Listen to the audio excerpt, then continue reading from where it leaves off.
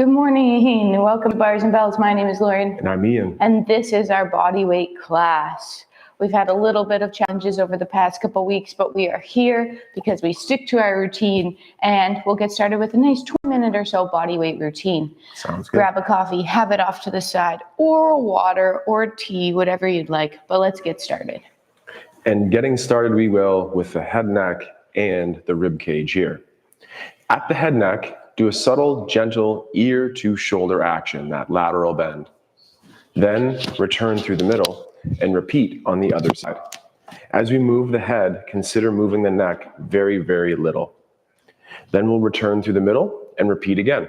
Landmarks like the hand on the chin can help here as we do a lateral bend, go one way, return to the middle, and then our lateral bend the other, and also return to the middle. Now you could leave that landmark at the hand, at the chin, and extension is going away from the chin. The chin going away from the hand. Then flexion is returning the chin back down low.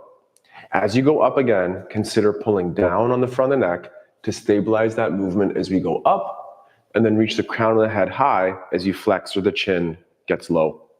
The last action of that head neck for now is our rotation. So I'll rotate towards looking over to views of everything here, just little bits of check-ins, and making sure that before we go upside down, we can rotate to the middle, we can rotate to the other. And now let's do those similar actions at the rib cage. Start with those hands in nice and tight, and laterally flex that rib cage onto those hips, staying over top of the ribs and hips, avoiding a big reach that pulls us off balance. Instead, nice and tight, like in a tube, and that's one each side, that's another one, and finish that last one to the side flex, and then to the middle. And now gently squeeze the shoulder blades together, gently tuck the chin tuck next, and then it's a flexion like a candy cane and up and over action as we round forward. And now keep looking down at the ground as we lift the heart or the rib cage up. Repeating again, shoulder blades together. It's that upper back cat-cow idea here, and keep the head looking down as we extend that upper back T-spine, and then the head can return to the horizon. Now keep your head centered and try to turn through that rib cage. Check. Now as a team, turn the head and the rib cage together and repeat to the other side. And then for one more time, could you rotate the head first, keep it stable, turn the shoulders to catch up, then return the head to the middle, the body to follow, and one last time with the head neck, then the body, and then the head to center, and the body to follow. Little bits of those check-ins can help assemble those bigger skills in your practice, and until more from me, nice warm-ups with Lauren. Oh, sorry, got some hair falling out there. All right, we're going to make our way to the floor here, warm up those wrists, and then do some hips from the floor today. So let's gently bend those knees towards over the toes. Peel the heels up. Land softly on the floor with those knees, with or without the hands, and then extend the hips through. And before we go much further, let's work on that hip extension. So hips are pushing forward, but cage is down. Hips are forward, cage is down.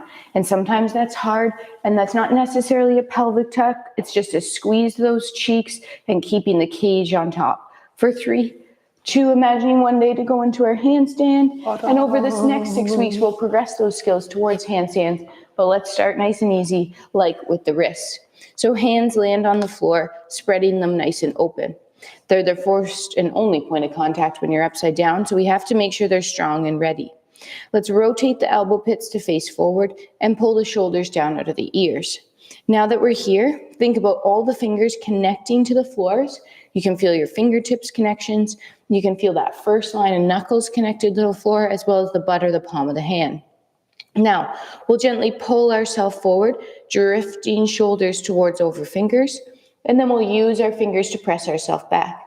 Let's do that about 3 more times. Try not to bend those elbows. Keep those blood donations or elbow pits facing forward, but keep the shoulders lightly retracted and out of your ears. 2 more times here, pushing some weight back with your fingers, and then pulling yourself forward, engaging those lats. Last one, we'll push forward, we'll flick the floor away and give that a little shake out.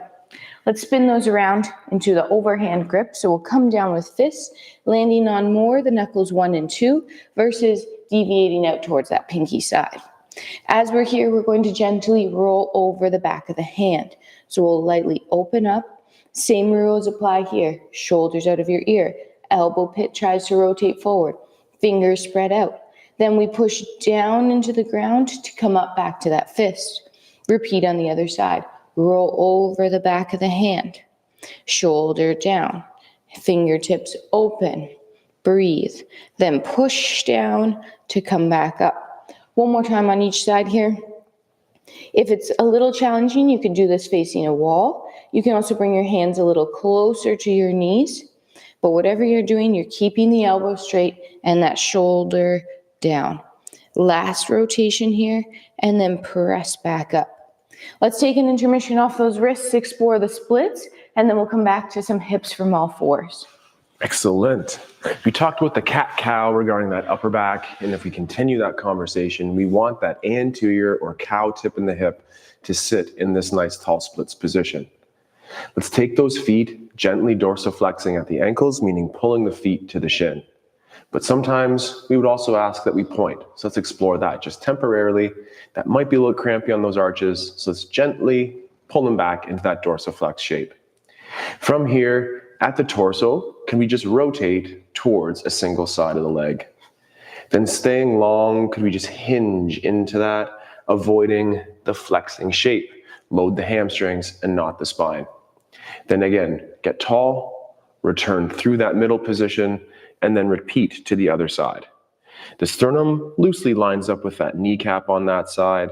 Avoid reaching with the chin, avoid reaching with the slump, stay nice and long, and then return to tall.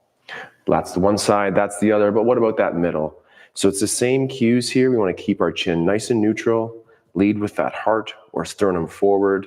And now that we're there, maybe you could slide into that and feel some energy and hopefully positive energy here through those groin adductors, and then easy on the off effort, back up to tall. Let's just gently take those legs in together, and me with the hands, give it a little bit of a wiggle. And let's repeat that one more time. As we could open up, we have our dorsiflex action on the ankles, and same thing, torso rotation, hips are staying stable, torso is moving, and again, a gentle hinge to stay nice and long. Keep that butt cheek on the ground. Then return to the middle, rotate through the middle yet again and to the other side. And as I hinge to my left, keep that right butt cheek heavy on the ground for tension and strength. And then easy does it back up to tall. And the final time, with shoulders and hips facing forward, hinging on those hips, keeping that cow or anterior shape in the hips, breathing, stretching, and enjoying that energy in between those groin lines and the hips and knees. All right, we'll flip back over to those all fours here and explore some hips in different directions. So let's start, hands underneath shoulders, knees underneath hips. Get yourself organized, meaning our spine here is not in that super arch and it's not in that super rounded position. We're just in between there with a light core brace. We're going to try to keep the spine stationary as we gently bend a knee, imagining you have $1 billion bill behind the knee, and slowly kick towards the ceiling. Now, as we work through hip extension here, let's just hold. Right now, we are trying to extend our hip with our cheek, not our low back. So keep reaching, keep the knee bent, keep core tension, and lastly, keep those hips square to the floor. For 3, 2, return the knee back underneath. Let's keep the knee bent, hovered slightly off the floor as you pull it towards your chest. We're now entering hip flexion. Your elbows are still straight. You're still square and long. Leveling those hips, hold, and then return kicking the ceiling one more time into that hip extension. Here, feel the butt cheek. Is the knee still bent? The hips still square to the floor? The elbows straight? For 3, 2, then the knee passes through center. And as we bring it towards the chest, we think slight anterior tip of the hips or slight tailbone to the ceiling. We also try to keep those hips from coming up into our ear, avoiding that low back crunch. Hold, and then place that knee down on the floor. Let's press the floor away, give a little shake out on the wrists, and we'll repeat the same thing on the other side. So it's that hip hinge again to come back down, hands land softly. We'll bend the other knee this time with the same $1 billion bill. Then we'll keep the knee bent as we return or extend the hip towards the ceiling. Again, check in with those hips square to the floor. Feel the butt cheek, still have abs here for 3, 2. Then as the knee passes through center, the pelvis doesn't move, the leg moves in its socket as it approaches knee towards chest, but stays long in the side of the body for 3, 2. Keep the knee bent, pass through center. One more time into that hip extension. Hips are square to the floor. Abs are braced. We're breathing. Elbows are straight. Hold for 3. Knee is still bent. 2. One last time. Pelvis doesn't move. Knee passes through center. Hip flexion here. Holding. Staying long between the rib cage and the hip bone. And then the knee places down underneath. Push the floor away and shake it out. Right there, we just spent a couple seconds on our wrist. That is building that endurance towards the handstands. We have one more move from those hips, but let's do a little hurdler in between, I think, or something leggy. Something leggy. Let's do that from standing, and then we'll take those legs out to the side like Lauren said. Come up anyhow you wish. It could be a lunge, it could be the toe squat Lauren's about to describe here or show, and then find the toes, find your tall position, and then back down. So with your feet in parallel, check them out, just about underneath the hips. Now take a single leg to the front.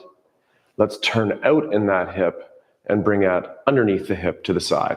And then repeat. It's to the front, turned out, maintain that turnout as you bring your feet underneath. 2 quick squats in this narrow squats position, and I would encourage us to think pulling our heels together as we descend in our squat, knees like touching that back wall, and then push those hips through to finish tall. Just one more time here on the descending phase of that squat, pull together, create a nice diamond shape, and to stand up, push the feet as to spread the floor apart. Now transfer weight to a single leg of yours. That's me on my left foot. Oops, that's my right foot. And then point and land toe ball heel. Maybe this is a great stance for you. Maybe you like it a little bit wider. Play with it. It's your body, your hips, but find that nice narrow stance and then something a little wider. On the descending phase, it's a pulling down and try to have the knees reach to that back wall. Then we're pushing the hips forward, standing nice and tall. Repeating one more time, it's a pull effort in, feeling those groin adductors, just like in those splits, and then push the floor away as you push the hip through. Then easy effort, return the feet together, wiggle them back into a parallel stance, and back to the floor for more hips. Let's get down there using that toe squat again. So we'll bend the knees towards over the toes.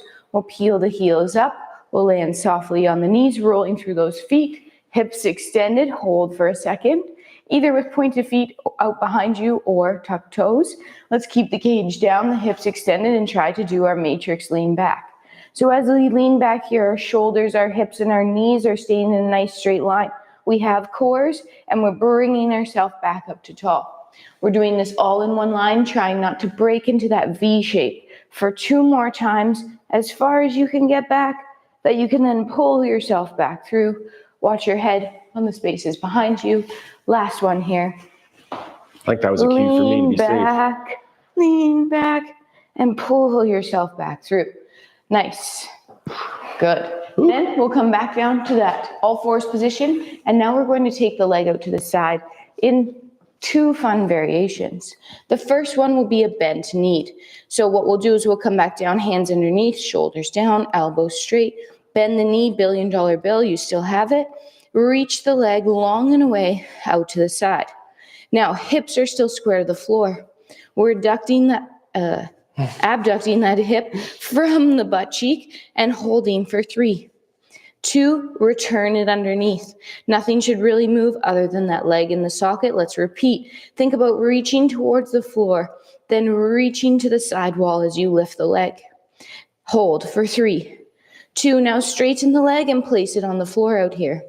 With this leg placed on the floor, let's just put the inseam of our foot down so you could see the lateral, oh, you can't see because I'll cut off. You can see the bottom of your foot here. Now, let's gently think about lifting the straight leg off the floor without hiking that hip. Ready, set. Even if you pretend to lift it, try. For 3, 2, place down. We're going to do that one more time. Remember to keep that space between the bottom rib and the hip long. Don't get crunchy in that low back. Pretend to lift and then actually lift, or keep pretending. For 3. Keep it hovered off the floor. Bend the knee. Return the knee back underneath. Push the floor away. Shake that out. And repeat on the other. Holy hips, holy abs. Holy moly. Holy moly. Okay, we'll come back down. Same little routine on the second side. Hands underneath shoulders. Knees bent. Reach it long and away out to the side. Long between the rib and the hip for 3, 2, return underneath. No tipping, no weeble wobbling. Think about having a bowl of water on your back as you reach the leg long again. Out to the side. Breathe for 3, 2, then let the leg straighten and place it back on the floor. Holding, checking in, staying square, gripping, ready, set, pretend to lift off, and then make it a smooth transition to actually lift off for 3, 2, soft landing. One more time. Pretend to lift off first. Gather the tension you need so that your lift off is smooth. For 3, 2, bend the knee. Return it back underneath. Whoa. Push the floor away. Keep the toes tucked. Rock yourself back through and press up to tall. Give that a little shake and wiggle. Check in. Checking in. We've done a lot of work on those hands. How are they feeling? Let's take a little bit of a detour into the shoulders as you prepare for maybe some overhead movements a little bit later with our arm excavator. So with your hands at your sides, very, very light effort, do your elevate or your shrug up. Then pull those armpits back down. Most practices, we like our armpits down. In our handstands though, the up shake is very useful. But for now, pull those armpits back down. Then make fists with your fingers. Then bend on the knuckles. And from here, let's do our bicep curl up. And right now, your knuckles are probably facing one another. So let's just turn at the elbows to have the palms face you. And then from here, let's shrug up. Let's pull down. And then pull the armpits down as you press the elbows forward. And then return the elbows to the body. Point the fingers, opening up the hand. When the fingers are out of room, open up at the wrist. When the wrist is out of room, we'll open up or extend on the elbow. Gently squeeze the blades together. Extending the shoulder means reaching back with that wrist extension or push-up style wrist. And for one more time, make fists with the fingers. Now bend on the wrists, keeping the elbows straight. And now bend on the elbows. So we're back into that tops chin up or rack position. At the wrists, pull the fingers towards one another, but crush the pinkies and pull apart that imaginary rope between. Elevate one last time and shrug and pull down. Pull the elbows down as they reach towards forward. And this time, we'll point the fingers out the back, squeezing the blades. Then open the wrists, squeezing the blades, and then straighten the elbows, squeezing those shoulder blades together. And with effortless, like movement, return down and shake. We've said effortless and easy a lot today, or at least I have. We want to make those simple things challenging, and then we can find those nice challenges to build over the next 6 or so weeks. Let's come back down to the floor and do a quick bear hover. So the position we were in, we'll hover the knees for a couple seconds, dabbling into that crawl, and then we'll see where that takes us. Knees bend, peel the feet up, heels up, soft landing on those knees, extend the hips, and then come down, absorbing the floor through the hands. We'll do 2 intervals here of hovering those knees off the floor. Toes are tucked, shoulders down, elbows straight. Hover the knees 1, 2, 3 inches off the floor. Breathe underneath. Now, without moving, can you think about pulling your hands towards your towards your hips, So you're rippling the floor underneath you. You should feel your abs brace even more, maybe a light quiver. Hold for 3, 2, knees down. Push the floor away, shake that out. We'll do that one more time. So again, that bowl of water appeared on your back. You're trying to create tension through your core, but breathe. Let's repeat. Hands land. Knees hover just off the floor. This time, create that tension by imaginarily pulling your right hand to your left hip and your left hand to your right hip. So you're creating this X pattern of tension running through your core for 5, 4, 3, 2. From here, let's lift the hips up. Keep the knees lightly bent. Walk the feet back to the hands. End up in your hinge position, and then press through up to tall, extending those hips, keeping the cage down. All the There's important things. a checklist. All those important things are on our checklist, and going over those in today's practice and next week's practice will be the same, but we'll always look to add a progression inclusive of the handstands. So we can't say handstands without at least Lauren, so let's show them a little bit of what we do here. All right. In our handstand, we will, whether you like to get into it via the tripod entry or that step-in entry, we'll think about getting towards upside down one day. And whether that starts with that baby air or all the way up to a nice hold, we'll have progressions for you along the way, working on that core. Nice. So that is Lauren's favorite preferred way to get into the handstand. And you can hold it longer, celebrate that awesome shape there. And then this step in is my favorite way. And we encourage you to play with all those ways, the crawls, the wrist warm-ups, all those core moves. Will help you get ultimately towards that handstand. It is a long-term goal, so we take steps along the way, like crawls, wrist prep, wall climbs, upside down time. So stay tuned for next week's class where we expand on today. Hips, squats, upside down time. Sounds fun. So thank you for being here today at our live class or joining us in the archive. Visit our website, subscribe to our newsletter, support us on Patreon, like, subscribe, have fun, leave a comment. We like doing this again and again and again with you 3 times a week, 30 minutes each time. And we'll be back next week, starting on Tuesday with the kettlebell. Until next time, take care. Stay strong. And let's train soon. Goodbye. Goodbye.